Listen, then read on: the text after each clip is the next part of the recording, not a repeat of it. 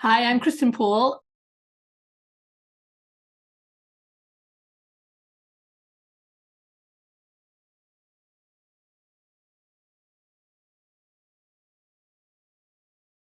Yeah. I was reading about the history of the peak itself, and it's now, I guess, on Bureau of Land Management land, which is a government designation for a land designation. But there was a ghost town near there, and prior to that, this was a stage stop before the Native Americans. The Native Americans, of course, were living on the land for a long time, but I understand that it was a stage stop and a throughway, a trading stop up until the 1940s, but doesn't sound like there's very much there now, huh? Nothing that I noticed, certainly. No, not really. I mean, Yeah. there are some ranches around and some, a few animals around, but nothing much going on. Yeah, yeah. I Actually, in your background shot, you can see there is a road there. I can't recognize what road that is, but there's a track of some sort behind your head. going in, yeah. Yeah. So the it's part of a volcanic field, right?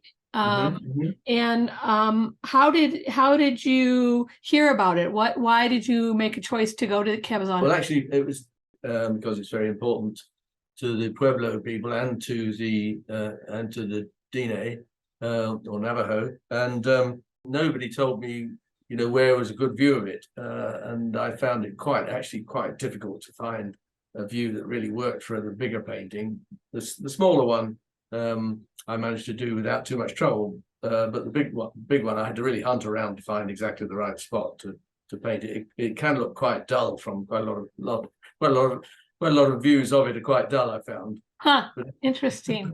That's interesting. So did you go there with anybody, or were you by yourself went on this particular journey? No, I was by myself both times, in fact. Yeah. I was reading about the Dine's relationship to this particular peak, and as I understand, there's a legend.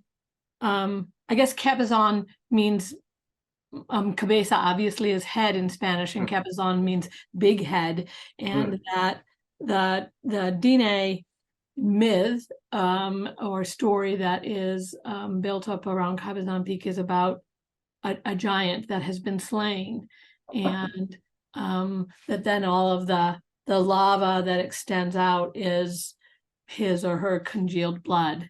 Yes, I think that's supposed to be right. Yeah. I love those stories. There are several of these volcanic plugs in that area, but this is the most prominent. So you talked about the fact that you had some difficulty finding the spot for this particular, for the big painting of Cabazon Peak. This painting, when you look at it so closely, it's really amazing, the sky, because it looks as if either the volcanic vent is sort of pushing the sky out or pulling the sky into it. Did you have to wait very long for that sky to occur? I mean, it's really quite incredible. You couldn't have asked me a better question, actually, because I was looking at my diary for that time, and can I read it out to you? Please. Yeah, it says, I found a BLM dirt road along the edge of an escarpment overlooking the peak. Although I never felt less like anything in my life, I set up my 3-foot drawing board and was about to start work when 3 rifle shots rang out. I didn't hear the first bullet, but the second was closer, and I could hear the third parting my hair as it whizzed by. Not knowing what else to do, and assuming that no reasonable person would want to shoot an artist, the most harmless of beings, I carried on drawing. Not very complicated, just the bottom third of the paper. Started trying to invent an exciting sky, rather labored, but at 5:30 looked up and exactly the sky I had in mind presented itself. So I adapted mine to fit. Rather a mess at present, but I think I can bring it round. Packed up at 7 as dusk was falling and drove the back road, which seemed absolutely interminable, to Cuba. I wasn't going to stay in a motel that night. In fact, I'd gone with all my camping gear, assuming I would camp. But after I'd been shot at, I thought I perhaps wouldn't stick around all. Yeah, good idea. So did you ever figure out who, and do you think they in fact were shooting at you? Oh, they were certainly shooting to frighten me, because it was so close that it couldn't possibly have been a coincidence. But as I say, I thought, well, whoever it was, if he wanted to kill me, he probably could have. So I guess it was just to give me a fright, which he did do. Well, yeah, and I don't even imagine how you then settled down to paint after that. I mean, Yeah. what did you do? Did you like do some meditation mantra or walk around or scream and yell, or what would you? I'd often before that, I'd often wondered what I would do if I encountered that kind of thing. And now I know. I just thought, oh, yeah, I sort of ducked when I heard the bullets whizzing past. And then I thought, well, I expect if he wanted to hit me, he would have. And assuming it was a man, it could have been a woman for all I know. For sure. And it was a rifle shot, certainly. So I had no idea where it come from.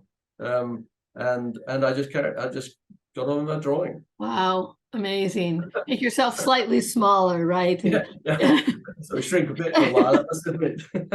Well, that explains the bullet casing that is a part of the souvenir. Yes, there are 3 bullet cases. There are also, if you look, there are 3 bullet holes in the painting.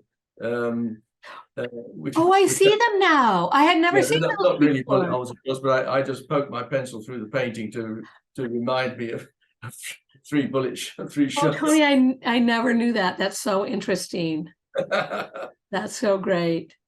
Well, again, I'm so astonished by your ease with which you pull us into the painting and all the detail and that foregrounded rock and the great green of the, I guess, are they pinions at that? I don't know if they're pinion trees or not. I think they are pinions, yeah. And then you take us into that beautiful landscape, and the sky is really quite tremendous. And then the other, go ahead. I mean, one of those things where I thought, it's one of those things which sometimes happens where you have evidence that you are in the right place at the right time. You settle to think, wow, well, this sky was created just so that I could make this painting more interesting. Because if you look actually at it, the landscape itself is only the bottom third of the painting. Right. Actually, it's not that exciting. The peak itself is not that exciting a motif, really. But once I got that sky, I mean, that was just absolutely the key to the painting. Another thing all the energy. Yeah. Another thing about it which always puzzled me and I've never solved is that strange collection of rocks in the foreground, sort of almost like rock pillars, really. Yeah. Which should have been lying flat. I mean, the one on the left-hand side of the painting, it's just a flat piece of right sedimentary rock. It's exactly the same rock, but for some reason, these ones have ended up almost like a sort of mini explosion. And if you were to draw a cartoon of an explosion, it would look like that. And I never managed to puzzle out why they'd ended up looking like that. It looked to me like somebody had come and thought they'd be useful, as useful slabs of rock, and so they kind of prized them out of the ground and then just left them. Huh. Yeah, because they was just piled one on top of the other. Well, so I love how the angle of those rocks mimics the angle of the Cabazon Peak and the motion of the cloud. It's really quite wonderful. The whole thing fits so neatly together, I think. Yeah, they really echo each other. Paintings from that series, I think, because it was, well, first of all, of course, because I narrowly avoided death, but also so I shall never forget doing it. But also because what seemed to me at first to be a rather dull landscape turned out to have real, it's got a really dynamic feel to it, that painting, and that's why I love it so much, I think. It's a beauty. It's a real beauty. I love this little drawing. I guess it's not a drawing, it's a painting. You really get a sense of your process. You see how you frame the image, how the drawing is extended out beyond that frame. You see some of the sketches of your notes that you talk about the light. And then the thing that I wanted to ask you about is on the left-hand margin, there's of course all of your color swatch marks where you're mixing colors and trying to determine. So most of these paintings you complete probably 2/3 of them while you're on site, and then you go back to your studio and you complete them. Do you ever get back to your studio and think, how the heck do I marry that? How do I find that color? How do I make that color again? Do you? Well, it's in a way, it's a kind of laziness on my part. I think that you know, if I had any sense and wanted to keep the painting pristine, I would have a separate piece of paper to test all my colors out on before I apply them to the painting. But because, you know, I'm sitting there, the wind's blowing, you know, my drawing board's rattling about, I'm trying to keep it still, and the last thing I need to do is have another piece of paper that's also flapping about. Right. And so I tend to use the margin of the paper just to test the colors out before I use them. And that's, you know, that's always, I'm trying to match up what I see really. And so I'm always trying to get the exact color that I'm seeing. And to do that, you have to experiment a bit. And so, you know, I just do it on the margin of the paper. And sometimes I, you know, tear it off because I think the painting looks better without it. And sometimes I leave it on because the painter once said, you know, a good painting should demonstrate the means of its making. And what that means is that, you know, people actually like to be able to kind of untangle how you end up producing an image. And this really is my guideline on, you know, how I find the colors I need to make the painting. And so, yeah, so and I say it's partly just convenience on my part that it's one less thing to have to think about than another piece of paper. But also, in some ways, it's quite nice to kind of demonstrate the fact that these things are handmade. Well, I think that's, for me, that's what's so wonderful about drawings in general, is you really get a sense of the artist's hand, and it reminds you that this isn't, you know, something that's just appeared on a museum wall out of nowhere, but that there's actually a person and a process and you know, a considered hand behind it. And I like that very much. So also I noticed that it looks like when you look at these two pieces that you did of Cabazon side by side, they're not the same view.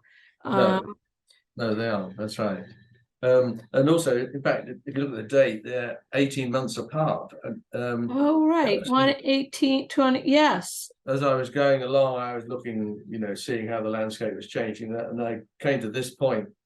I thought, yeah, I bet if I walked out into the back country a little bit from here, I could find the Cabazon was obviously quite a long way away at that point. Yeah. And so I thought I will just make a small sketch. I suppose I was just trying to take a first look at Cabazon to make sure that you know, it could make a painting, rather than, you know, plan a camping trip there for 3 or 4 days and then find it wasn't going to work. So yeah, that's sure. a sort of scoping trip, really. Yeah. Well, it's really nice. It's really nice to see the same thing from different views, and to see one that is a little bit more, you know, quickly done, and one that is more thoughtfully done. I seem to remember that it took me 3 days to do the big painting. And so but I still didn't camp there. I must admit, I went back to Cuba every night and camped and stayed in a motel. But yeah, it took 3 days to do it. And the sky was really resolved the first day, and then after that, luckily, I got the sky pretty early on, so I was able then to fit the color of the landscape perfectly to the sky I got, which is always reassuring. And so yeah, in fact, as I say, it's one of my favorite paintings, that big one. It's a beauty. It's a beauty. Thank you so much for sharing your story with us. Quite all right. You're very welcome. Thanks, Tony. Bye-bye. Bye.